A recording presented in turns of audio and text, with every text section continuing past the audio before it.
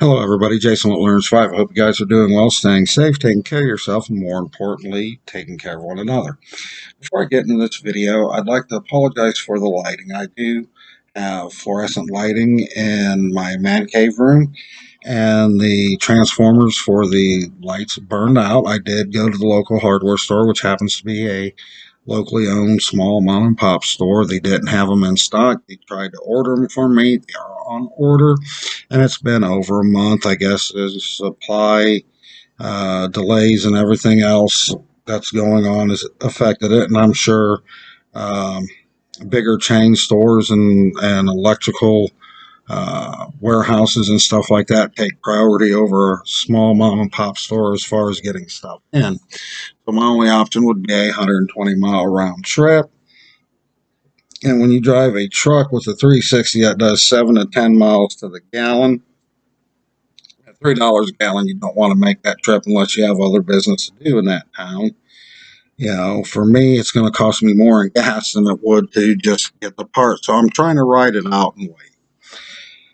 So, as far as the video goes, this is the first video for Knife Week. Knife Week is something I started last year just to kind of break up the monotonous of everything and have a little bit of fun. It's not a knife review, it's kind of a more of an overview where I'm going to show you a knife. We're going to give you the stats on it, talk about it a little bit, and then towards the end, in that talk about the pros and cons of the knife. Well, the first knife I'd like to use is the Cold Steel Magnum Tanto. Now, this is a beast of a fucking knife. Some of you may not even call this a knife.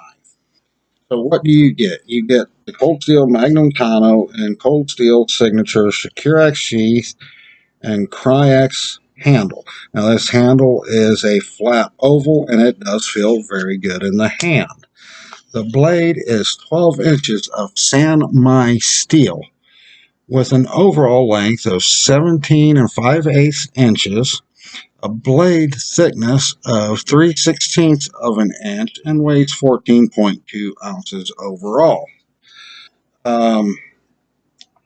These knives here are rather expensive. GSM, who now owns Cold Steel. Now, this one is a pre-GSM Cold Steel and is new, never been used, never been carried. Matter of fact, just took it out of the box for this video. Has a manufactured suggested retail price of $380. That's one of the cons of the knife, and that's the price they do sell them for. If you look, the prices do vary. You get into high volume dealers that buy in bulk on these. You can find them for about $300. They were a little bit cheaper than that when Glenn Thompson owned the company, and I got it back then. I think I paid $250, $275 or something like that for it.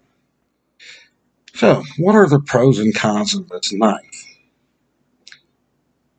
One of the cons is the length. There's going to be many jurisdictions you cannot carry a knife this big in. There are going to be some jurisdictions that you can't even own a knife this big. The pros, how big it is. You get this, if you live in a jurisdiction where you have no restrictions on what knives you can own, but you can't carry it, this still makes a formidable self-defense weapon because of the size. It is definitely going to provide more space and give you more of a reach. So if you can't own a firearm, this is a good option. Pros and cons of the steel. That is Sanmai steel. The pros of Sanmai steel, depending on what kind of steel it's made with, are its ability to hold an edge and its flexibility. This one happens to be 440, I think, 420 or 440 high carbon steel with a piece of VG10 and another piece of the softer steel on the outside, heated and welded, forge weld, whatever, together. I'm not sure of the process of it. Years ago, when VG1 came out, that was considered the uh, father of super steels.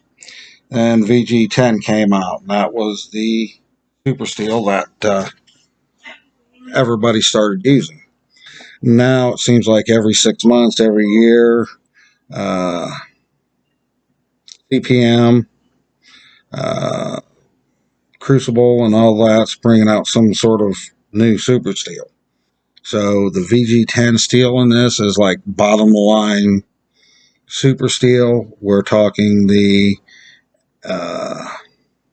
MOV of super steel. Um, so pros, it holds a good edge. It stays sharp quite a long time. It's very tough.